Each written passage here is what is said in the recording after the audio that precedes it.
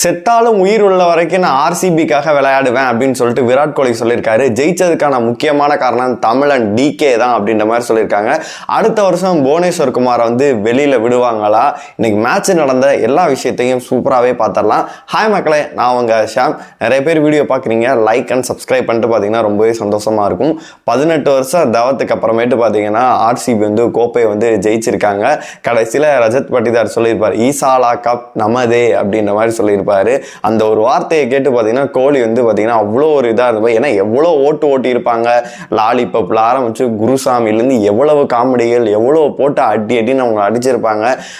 அவர் மட்டும் வந்து பார்த்தீங்கன்னா அந்த கடைசி ஓவரில் வந்து அவரால் சத்தியமாக அந்த ஃபீல்டில் நிற்க முடியலை. 6 ரனில் தான் அவங்க வந்து தோத்தாங்க. அப்படி இருந்தாலும் அந்த ஜெயிக்கக்கூடிய மூமெண்ட்டை வந்து அப்படி ஒரு அவரால் தாங்கவே முடியலை. வேர்ல்டு கப்பில் வந்து பார்த்தீங்கன்னா அப்போ கூட வந்து அழுதுருப்பார், ஒரு இது பண்ணியிருப்பார்.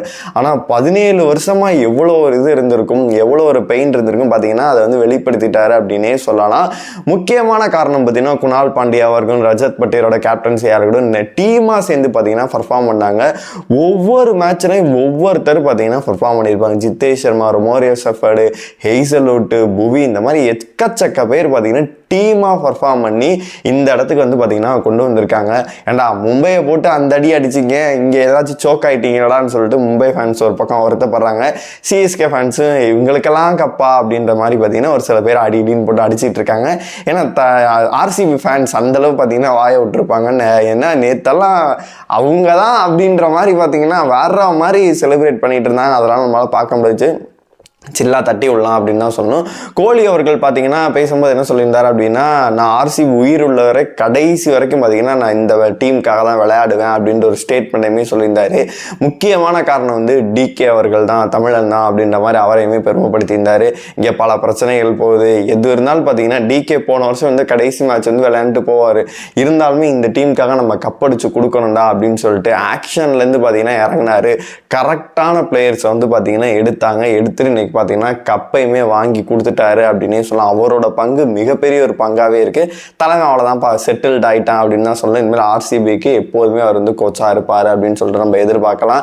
இங்கே மற்ற சிஎஸ்கே டீம் இந்த தோத்துருச்சு, அங்கே மும்பை எல்லா டீம் தோத்தாலும் இங்கேருந்து ஒரு தமிழர் போயிட்டு ஜெயிக்க வச்சது மிகப்பெரிய ஒரு பெருமையாக இருக்குது அப்படின்னே சொல்லலாம். அது மட்டும் இல்லாமல் அவங்களுக்கு எல்லா நேரத்துலையும் வந்து எல்லாருமே நல்லா பர்ஃபார்ம் பண்ணிடுறாங்க. புவி வந்து பார்த்தீங்கன்னா அந்தளவு பர்ஃபார்ம் பண்ண மாட்டேங்கிறாரு அப்படின்ற ஒரு கொஸ்டின்மே இருக்குது. நேற்று கூட பார்த்தீங்கன்னா 2 விக்கெட் எடுத்திருந்தாரு, கடைசியில் தான் விக்கெட் எடுத்தார். ஓப்பனிங்கில் வந்து பவர் பிளேலேயே வந்து பார்த்தீங்கன்னா ஹெய்சல்வுட் வந்து விக்கெட் எடுத்துட்டாரு. இந்த மாதிரி வந்து ஒரு சில டேஸில் 6-4 அசால்ட்டாக வந்து விட்டுறாரு.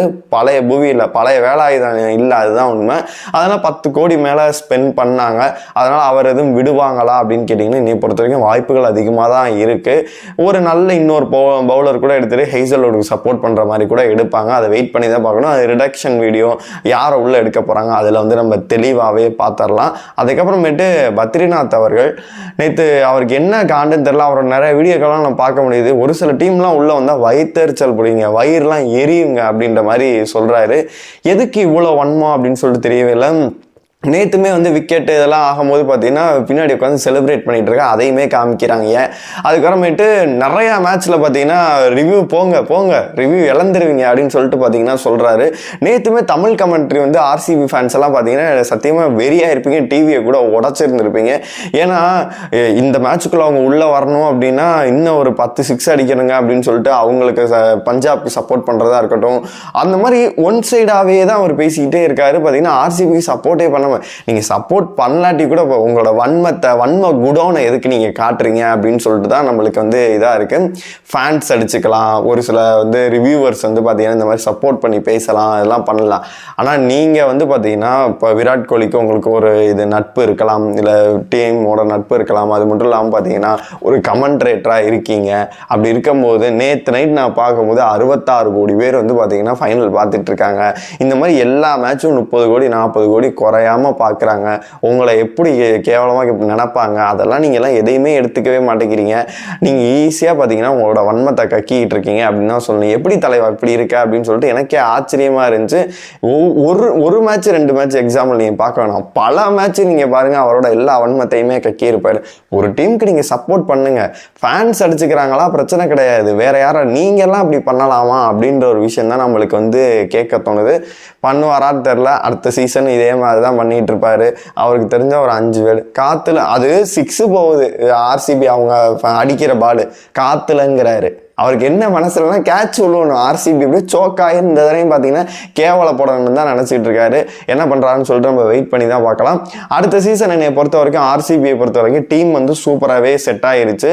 அப்படியே மெயின்டைன் பண்ணிட்டு போனாங்கன்னா பிரச்சனையே இல்லை. ஏன்னா ஓப்பனிங் பாருங்கள், ஃபில் சால்ட்டு, ஜேக்கப் பெத்தல் இருக்காரு, விராட் கோலி இருக்காரு, அப்புறமேட்டு ஜித்தேஷ் சர்மா, ரொமாரியோ ஷெஃபர் இருக்காரு கிளைமேக்ஸில் முடிக்கிறதுக்கு. மிடில் ஆர்டரில் பார்த்தீங்கன்னா ரஜத் பட்டிதார் இந்த மாதிரி பிளேயர் இருக்காங்க. படிக்கலும் அடுத்த சீசன் வந்து வந்துருவார். அதனால அவங்கள பொறுத்த வரைக்கும் எந்த ஒரு பிரச்சனையுமே இல்லை.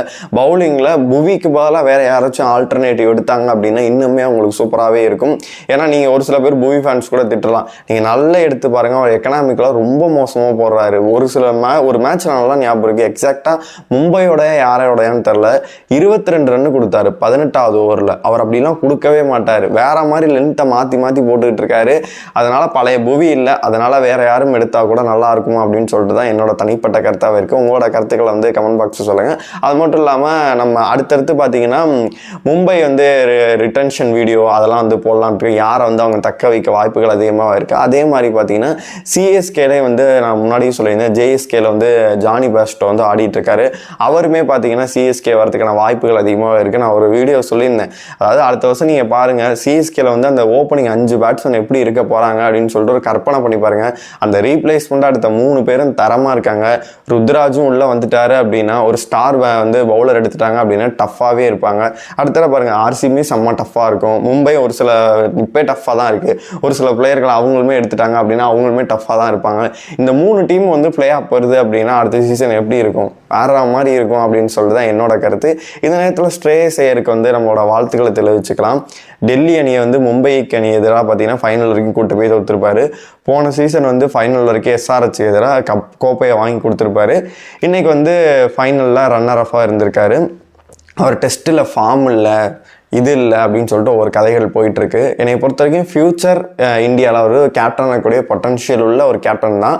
இந்த சுமன் கில்லை வந்து இவங்க கேப்டனாக எடுத்ததுக்கு என்ன சொன்னாங்க அப்படின்னா, பொட்டன்ஷியல் உள்ள கேப்டன் யாருமே இல்லை, அதனால தான் அவரை 25 வயசு ஃபைன் எடுத்தோம் அப்படின்ற மாதிரி சொன்னாங்க. அதை பற்றி உங்களோட கருத்துக்களை வந்து கமெண்ட் பாக்ஸில் சொல்லுங்கள்.